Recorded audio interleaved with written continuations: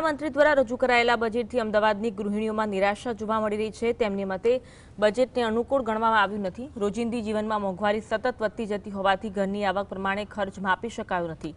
ગૃહિણીઓએ આશા વ્યક્ત કરી કે શિક્ષણ, એજ્યુકેશન અને પ્રાથમિક જીવન જરૂરિયાતની વસ્તુઓની કિંમત ઘટશે, પરંતુ બજેટમાં તે અપેક્ષાઓ પૂર્ણ થઈ નથી।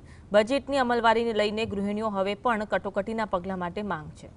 બજેટ પાડવું ગૃહિણીઓ માટે નથી એટલું સારું। જે રોજની વસ્તુઓ છે, દૂધ, તેલ, શાકભાજી, એના ભાવ થોડા રૂપિયા હોત તો સારું છે। સોનાના ભાવમાં કે એટલો ફેર નથી પડતો, પણ રોજબરોજની વસ્તુઓ માટે ડિફિકલ્ટ છે। કે આપણી જીવન જરૂરિયાત જે વસ્તુ હોય એમાં આપણને થોડું ઓછું ભાવ એ પ્રમાણે રાખે ને તો આપણને બધું કરતાં બધું સહેલું પડે। અને છોકરાઓની ફીસો છે, દવા છે, જે જરૂરી વસ્તુ છે, શાકભાજી છે, જે આપણે રેગ્યુલરીમાં યુઝ કરતા હોઈએ એમાં થોડું બજેટ આપણા પ્રમાણે આવે તો સારું, ચલાવવામાં સારું રહે।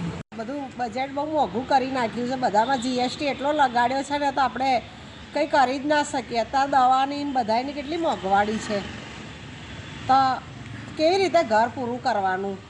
શિક્ષણ એટલું મોંઘું, ભણવાનું, પછી ઘર ચલાવવાનું એટલું મોંઘું થઈ ગયું છે ને। પગાર તો એટલો ને એટલો જ હોય, એમાં તો એ તો વધતો જ ના હોય, અને આવક વધતી ના હોય ને જે આવક વધી જાય છે। શું કરવાનું હવે? માટે સારું નથી બજેટ। અને બીજું કે મોંઘવારી એટલી વધતી જાય છે કે બજેટની સાથે મેળ તમે કરવા બેસો તો મેળ પડશે જ નહીં। છોકરાઓની ફીસ, ઘરકામમાં જે ઘરની ચીજો વસ્તુઓ લાવવાની હોય, પછી બહાર જવાનું હોય, છોકરાઓની ફીસ, સ્કૂલ ફીસ, કોઈ પણ રીતે બજેટ એટલે સામાજિક તમારે વ્યવહાર પણ કરવા હોય ને તો પણ એમાં થાય।